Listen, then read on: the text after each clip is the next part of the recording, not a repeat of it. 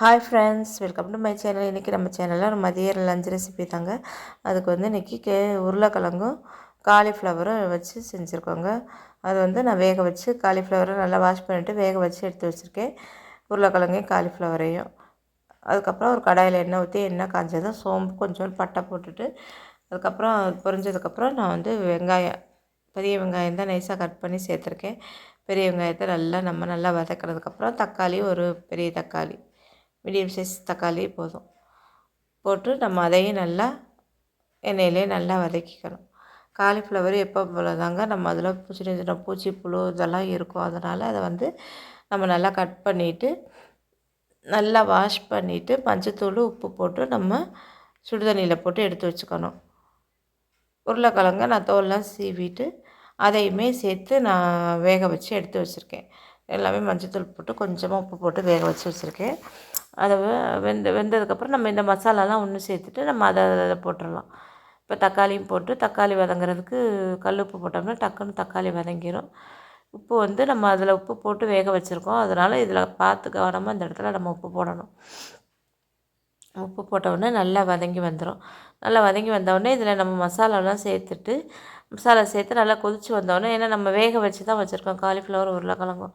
So அதனால் மசாலாலாம் நல்லா வெந்து அது என்ன சொல்கிறது, பச்சை வாசனையெல்லாம் போனதுக்கப்புறம் கூட நம்ம இதை சேர்த்து மிக்ஸ் பண்ணிவிட்டு ஒரு 10 நிமிஷம் வேக வச்சாலே நல்ல மசாலாலாம் அதில் பிடிச்சிக்கும். அதனால் நான் இப்போ தக்காளியை மட்டும் நல்லா வதக்கிடுறேன்.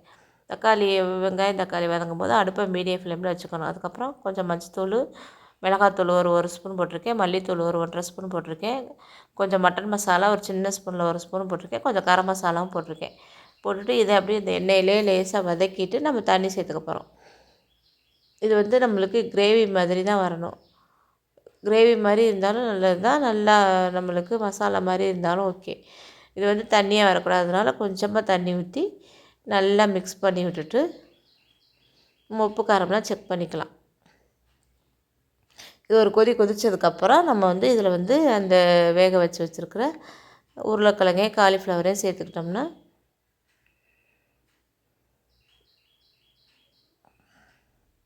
நல்லா வெந்துருச்சு. அதாவது ஒரு 50% வெந்தால் போதும் நம்மளுக்கு. காலிஃப்ளவர் சட்டுன்னு வந்து அதுமாதிரி உருளைக்கிழங்குமே வெந்துடும் போட்ட உடனே. ரொம்ப வெந்துச்சுன்னா கொலன்னு போயிடும். நம்ம கிண்ட அது வந்து உதிர்ந்துடும். நம்மளுக்கு கொஞ்சம் காய் வந்து ரொம்ப உதிர்ந்தால் நல்லா இருக்காதுல்ல, அதனால் கொஞ்சம் வேக வச்சுருக்கேன்.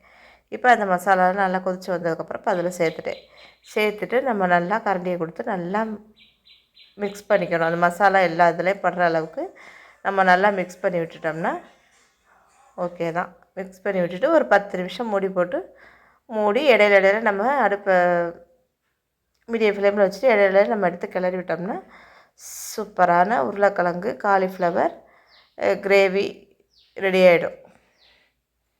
இறக்க போகையில் இதில் வந்து கண்டிப்பாக நான் எப்போவுமே தாளிக்கும் போது கருவேப்பிலை போடுறத விட நம்ம இறக்க போகையில் போடுறது தான் எனக்கு பிடிக்கும். அதனால் இதில் கருவேப்பிலையும் மல்லித்தலையும் தூவி நம்ம கடைசியில் இறக்கிக்க வேண்டியதுதான். சூப்பராக இருக்குங்க. இது இன்றைக்கி சூப்பு தான் வச்சுருக்கேன். சூப்பு, ரசம், தயிர் சாதம், சாம்பார் சாதம் எல்லாத்துக்குமே இது வந்து செம்மையாக இருக்கும். இதை நம்ம எப்படி வேணாலும் சொல்லிக்கலாம். உருளைக்கிழங்கு காலிஃப்ளவர் வறுவல்னு கூட சொல்லிக்கலாம். இந்த மாதிரி நல்லா போட்டுட்டு நல்லா தண்ணிலாம் வற்றினோன்னு நம்ம இறக்கணும்னா செம்மையாக இருக்கும். இதே மாதிரி செஞ்சு பாருங்கள். செஞ்சு பார்த்துட்டு எப்படி இருக்குன்னு மறக்காமல் சொல்லுங்கள். தேங்க்யூ.